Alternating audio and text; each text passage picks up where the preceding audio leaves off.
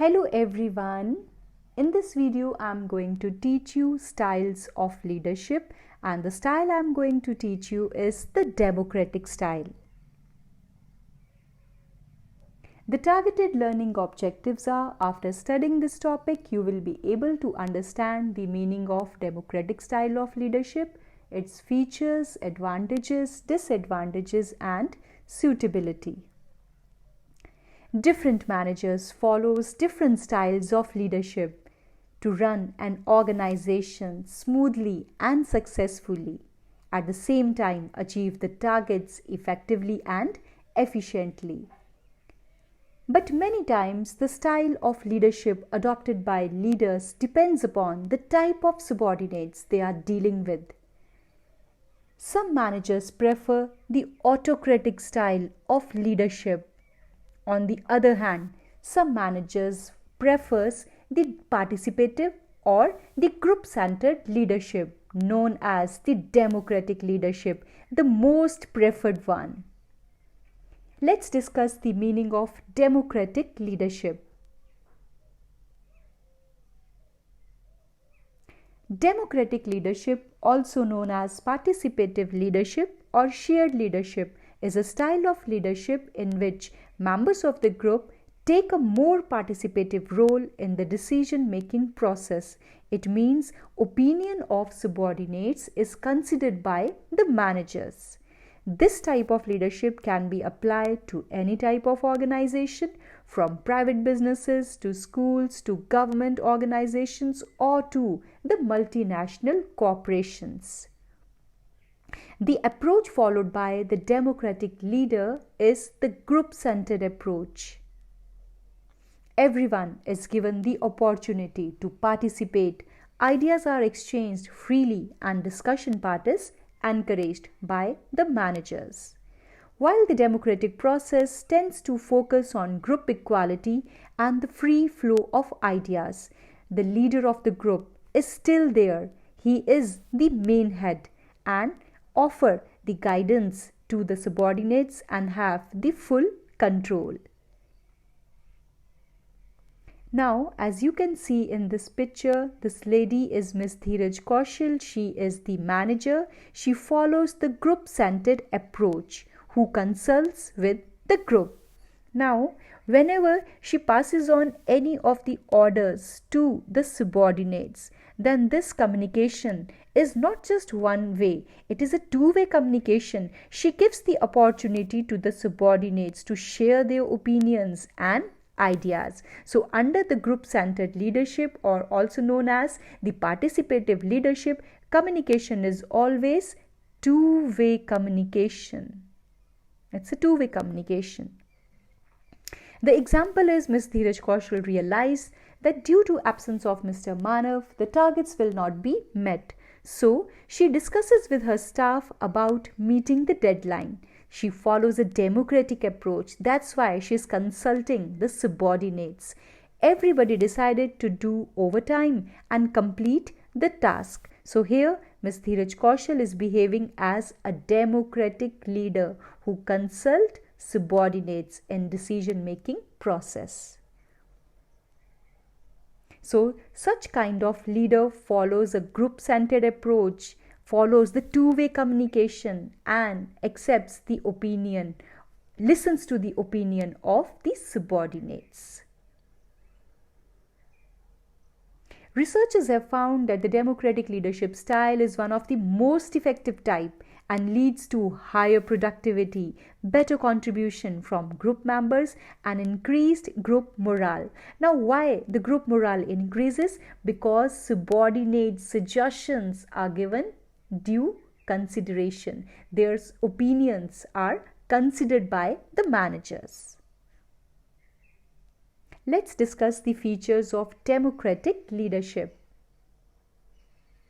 Number 1, group members are encouraged to share their ideas and opinions even though the leader retains the final say over the decision. Manager has the final say over the decision, but still he gives an opportunity to the subordinates to give their ideas and opinions.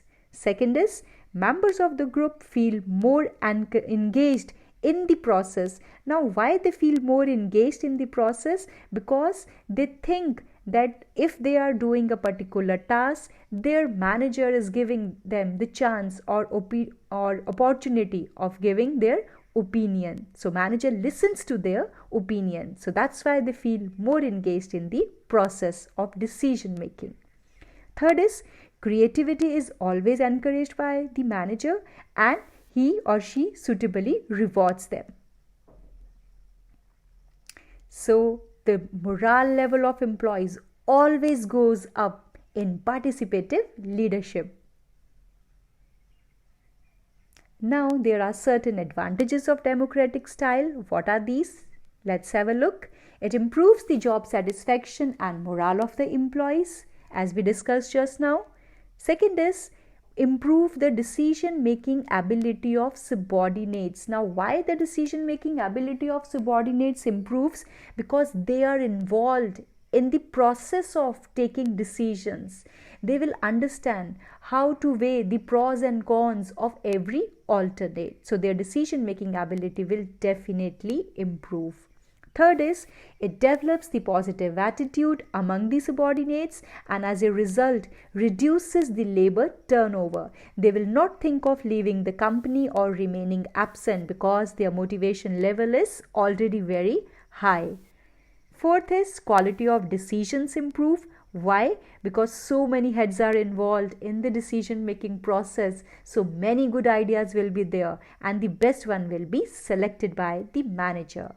Fifth is leader multiplies his abilities through the contribution of his followers. His followers will contribute in the decision making process and manager, if he trusts his subordinate, can assign them certain responsibility and will delegate them the due authority to complete a particular task. As a result, manager can concentrate on the more vital areas of the organization. So his abilities will definitely multiply.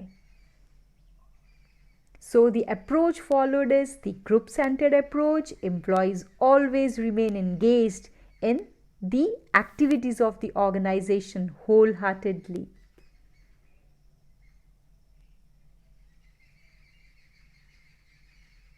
Team spirit is there. Manager gives due consideration to the role of subordinates. Everybody enjoys. But it has certain disadvantages. So let's discuss them. It's a very time-consuming process and may result in delay in decision. Why? Because everybody is consulted. So it will take a lot of time in conducting the meetings, finalizing it. So it may eventually result in delay in decisions. Second is, it may not yield positive result when subordinates prefer minimum interaction with the leader. As I told you, style of leadership depends upon the type of subordinates a manager deals with. If subordinates prefer minimum interaction, then a manager cannot think of using democratic leadership style. Third is, leader may pass the work to subordinates and abdicate responsibility. It may happen sometimes that leader may pass some of the work to the subordinates, and if something goes wrong, he may blame the subordinate for the failure. Fourth is, consultation with subordinate may be considered sometimes as a sign of incompetence of leaders. So some may consider that leader is not competent enough to take decisions of his own. So that is why he is consulting his subordinate. So it might be taken as a sign of incompetence. Now, after discussing the advantages and disadvantages, we'll discuss about its suitability. This style is suitable when situations where group members are skilled and eager to share their knowledge. So if your group members are very much skilled and they are very enthusiastic to share their knowledge, you can definitely adopt the democratic style of leadership. Number 2, when leader wants to share decision making with the subordinate, only then he will adopt this style of leadership. But if leader is not in favor of sharing the decision making with the subordinates, he will refrain from adopting this style. Third is, when goal of the company is to increase the job satisfaction and independence of employees, then company will or the managers will definitely prefer the democratic style of leadership. Everybody has a say in the decision making process under the democratic style. Motivation level of employees always high. Now I will give you one example related to the democratic style of leadership.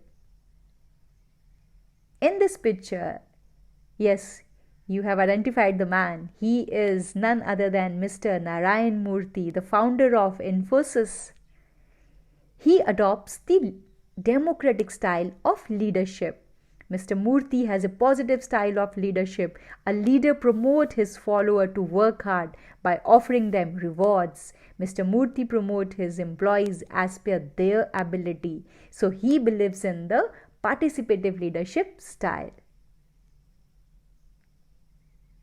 So as in this picture, you can see manager is consulting his subordinates. So which style he is following? He is following the democratic style. I hope this topic is very much clear to you. Thanks for watching.